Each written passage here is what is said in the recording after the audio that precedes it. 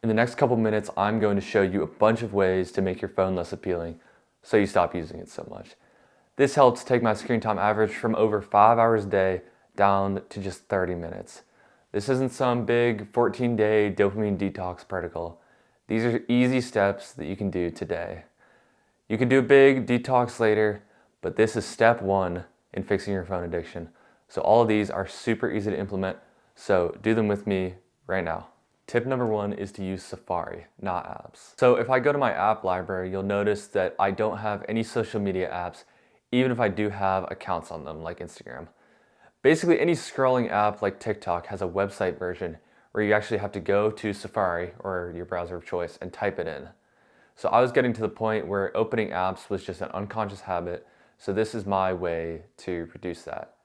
If you have to make that little extra effort of typing in the website instead of just tapping the app, your brain is going to have just a couple more seconds to realize what it's doing. And that slight bit of extra time allows you to think, like, am I opening this just because it's a habit, or do I really want to be on here? Okay, no, boom, close the app. Also, the UI or the scrolling features are typically worse on the browser versions, so you might be able to stop scrolling, such as Instagram Reels in my case, because it's just so slow and annoying and it makes you not want to do it. Something else I would recommend if you use Safari is to go and find this edit button, click on it, and make sure all of these things are disabled, because if I turn them on, it looks super chaotic. It's an absolute disaster and it's very distracting. So again, go ahead and disable all of these if you haven't already, and you will have no distractions whatsoever on your browser. Tip number two is to disable your notifications. This should be obvious, but just turn them off. I don't know about you, but every time I'm trying to study or lock in, basically do something which requires focus, and I hear that ping, it totally distracts me and it's hugely interrupting. So in your settings, just scroll down to notifications and literally go and turn them off for every single app, unless you like super desperately need them. But I know you don't, that's why you clicked on this video. It might seem crazy and you're thinking, like, what if I miss an important text or something? If you don't see it for an hour, God forbid, it's not going to disappear. And if somebody really needs you super urgently, they're going to call you. Basically, there's no messages that have to be answered super promptly, and you'll get used to it. Tip number three is to use color filters and/or grayscale. Make sure the color filter button is visible on the control screen on your phone. If it's not, open that screen and hold down on the open area until you see this add a control button. Press it, scroll all the way to the bottom until you get to the vision accessibility section, and then press color filters.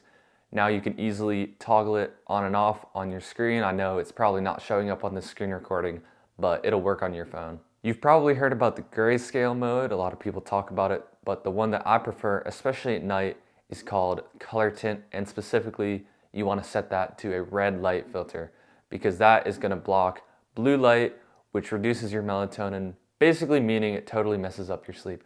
So if you've had trouble falling asleep at night after a lot of phone use, this might be the reason. So if you turn on the red light, it should block that light, which is what your phone normally emits. So to do that, press on the color tint and then put the intensity and the hue all the way to the right, and it should give you that red color. Tip number four is to use the downtime feature. If you find yourself scrolling either right before you go to bed at night or right after you wake up, this is probably the one that is going to benefit you the most. Go to screen time, press on downtime, and then turn on scheduled. I have it set to the same time every single day, but you can adjust it by each day of the week if you need. I prefer not to, since I like to have the same consistent schedule 7 days a week. So I set the time to 30 minutes after I wake up every day and 1 hour before I sleep. This is really annoying when you first start it, but you will quickly realize that you do not, in fact, have to check your phone first thing after you wake up, nor last thing right before you go to bed. And if it's not the first or last thing that you're thinking about, you will quickly begin to reduce your screen time.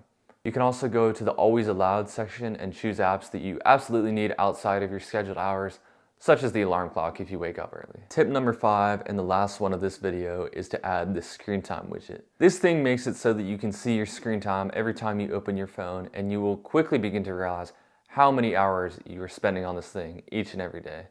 So to get this, hold on the screen until the apps start wiggling, go and press the edit button in the top left, click add widget. And then search for screen time and just hit add widget, boom, there you go. I'm gonna go ahead and remove it since I already have one on my phone. I remember the first couple of weeks that I was using this widget and had the number on my home screen. Sometimes I would look at it, see like 4 hours, and be like, dang, I gotta get off of this phone. And it would just snap me out of my coma, is how I would describe it, of scrolling. It's very helpful. That was my 5 ways that you can hopefully make your phone less appealing. You better have done all 5, by the way. So I'm gonna continue making content like this in the future of how to overcome your digital addictions.